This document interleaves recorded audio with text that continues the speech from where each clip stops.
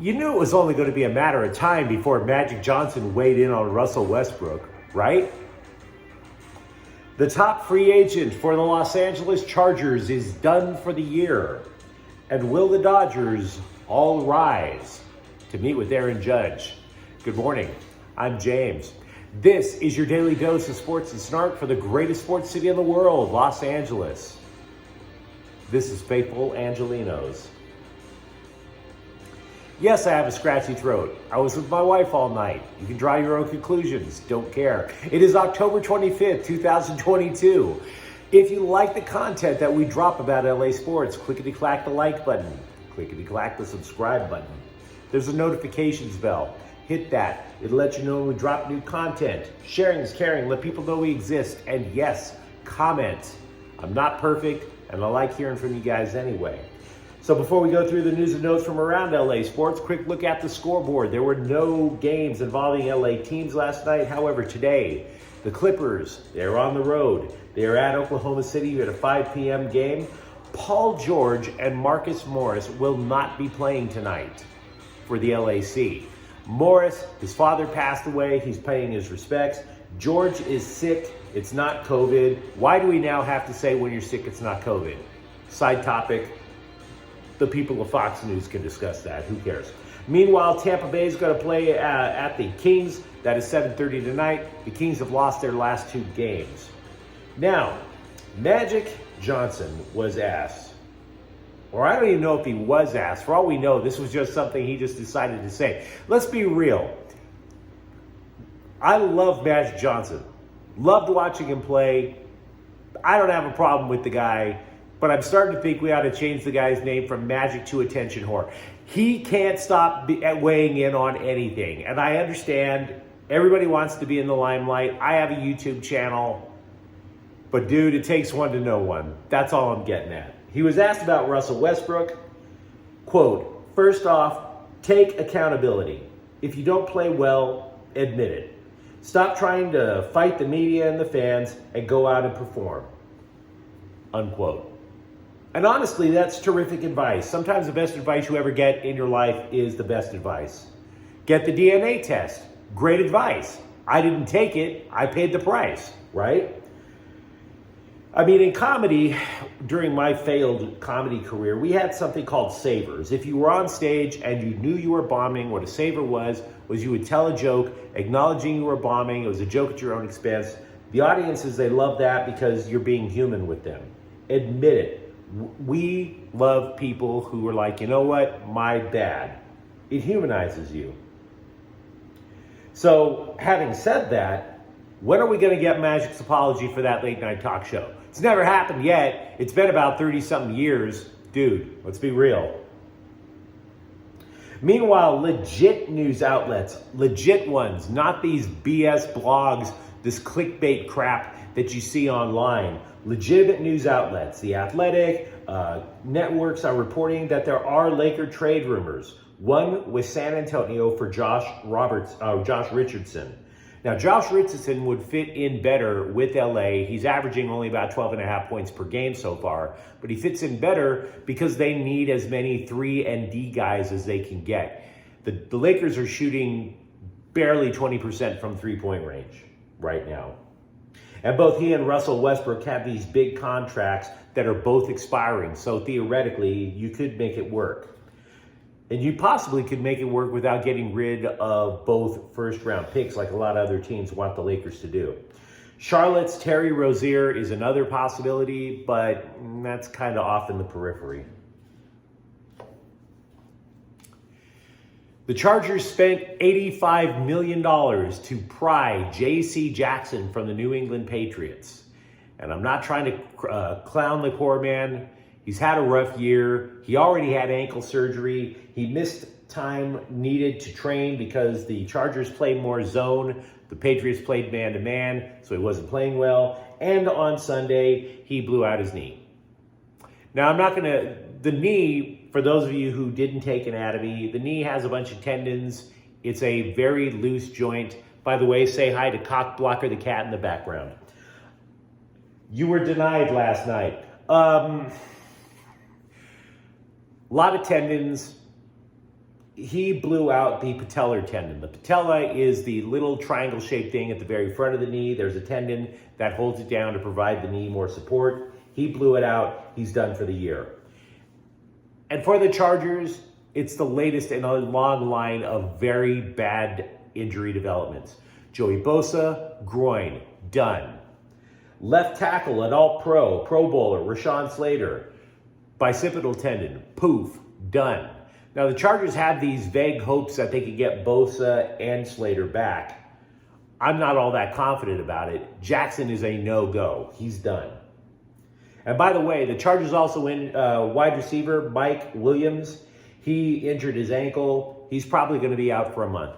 Now, here's one thing I would say before we go to what the Chargers will do for solutions. In my arrogant little opinion, it is time for somebody to go through the turf at SoFi Stadium. Look at the injury list for the Rams.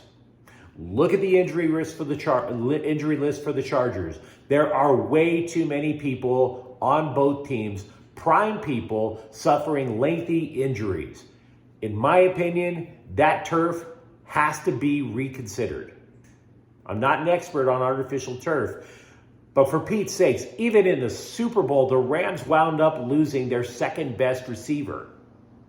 The Super Bowl, the prime event for all of the NFL season, the culminating event, and the Rams' number 2 receiver blows out his knee. Now, what do the Chargers do in the meantime? I recommend that I shouldn't recommend, they are going to do it. They're going to replace Jackson with Michael Davis. Now, if you're saying, James, what if the Chargers go for a trade? Trade deadline's coming up. I would hasten to add that GM Tom Telesco is not Mr. F them picks. Matter of fact, they made a trade of a couple of picks to get Khalil Mack before the season started, and I believe Telesco had to be dragged down the hall kicking and screaming to make that deal. He does not like to trade draft picks.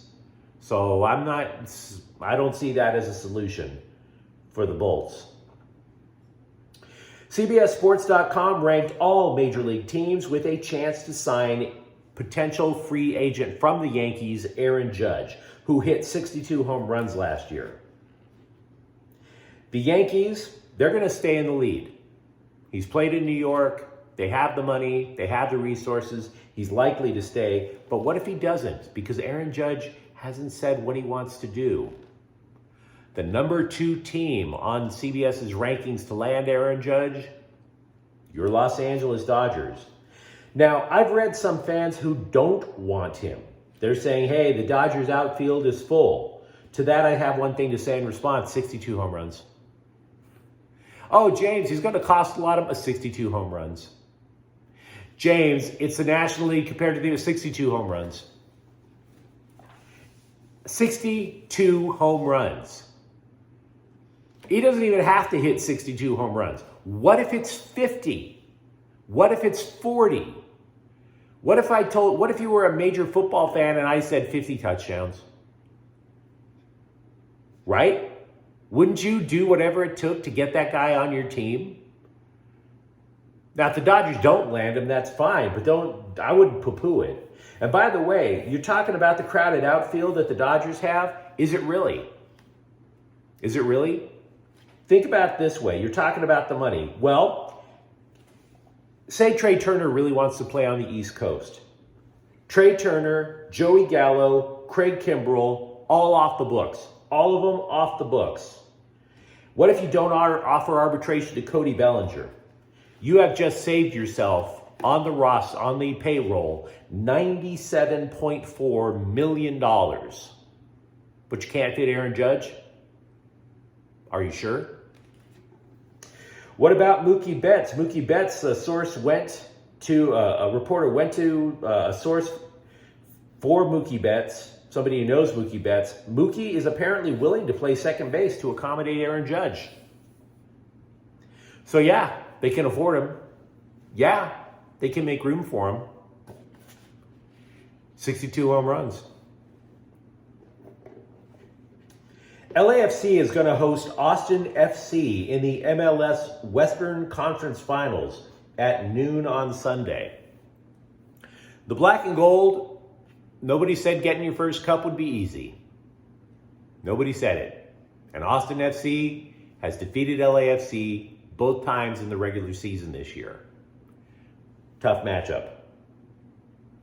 What about the LA Galaxy? Their season ended. Now, the MLS rules are kind of Byzantine, to say the least, but I do have some bad news. There are a lot of fans out there who want the Galaxy to get rid of two of their designated players, Kevin Cabral, Douglas Costa. Two players paid millions of dollars combined for only 5 goals. Dejan Joveljic, a reserve, more than doubled that. Not to mention scoring leader Chicharito Hernandez. The problem is that MLS's rules, you can only buy out one designated player contract. You might have to find a transfer partner for the other. So the question is, which one do you buy out? 34-year-old Costa or Kevin Cabral, who I don't even know if the man qualifies as a professional soccer player, regardless of whether it's MLS or league below. There's a question to ask yourself there. And if you buy out one, does that mean you automatically are going to have a transfer partner for the other? Crazy questions. And I do not claim to have the answers. For that matter, did the Galaxy keep Dejan Joveljic, who was absolutely incredible off the bench for them last year with 11 goals? He clearly wanted to play more. He said he wanted to play more. These were polite suggestions. He said he was happy playing in LA, so he wasn't being a jerk about it publicly. But could he force their hand privately? Could he? By the way, Chicharito Hernandez, who was their leading scorer, turns 35 next year. Dejan is still in his early 20s. One move I do expect them to make in the offseason, I do expect the Galaxy to finally sell Julian Araujo. There is demand for him over in Europe. Finally, regarding Chicharito, ESPN asked if the Galaxy should move on from Chicharito. Now, I never thought to ask that question because he tells you that he's going to be there for another year contractually. He clearly loves playing in Los Angeles. Herculez Gomez, a Galaxy legend who now works as an analyst for ESPN, said the rumors about bringing in Luis Suarez, that's not going to work if you put him up on the forward line along next with Chicharito. That's another reason, by the way, not to want Luis Suarez, if those rumors are true. Moreover, Gomez added that if LA doesn't provide the correct pieces around Mexico's all-time leading scorer, then they may as well just move on from him one way or another, whether it's transfer or another route. So it's not necessarily a sure thing that Chicharito returns next year. I think he should, but not necessarily a sure thing. Rams wide receiver Van Jefferson is back at practice. He is expected to play against the 49ers on Sunday. He has not even practiced, let alone played, since August. He had surgery to his knee. Cornerback Troy Hill and linebacker Travin Howard are also cleared to practice. Expect Hill to play. We don't necessarily know yet about Howard. And by the way, LA reportedly offered Cam Akers as part of a last-minute bid to land Christian McCaffrey as part. And that tells you, if you're thinking about trading Cam Akers, that kind of tells you he doesn't really have a whole lot of value at this juncture. The LA Kings will soon face a question over teenage rookie defenseman Brant Clark. He's played 6 games. The NHL has some odd contractual rules as well. Once a rookie plays 10 games, you burn an entire year off your entry-level contract. Now, the Kings, they are actually up against the salary cap right now. So it's a question of whether or not they can keep him and not have to make some other roster moves alongside it. But having said that, they like what they've seen so far, apparently, out of Brant Clark. So, a couple of questions that are going to be asked inside of a week. Let me know about all this stuff. Let me know what you think in the comments thread. Look forward to hearing from you. And if you enjoyed talking LA sports, if you enjoyed listening to this, don't forget to subscribe to Faithful Angelenos. We talk LA sports here. Thank you for watching. I'm James. We'll be back tomorrow. Faithful Angelenos is a Corte El Queso production. Take care.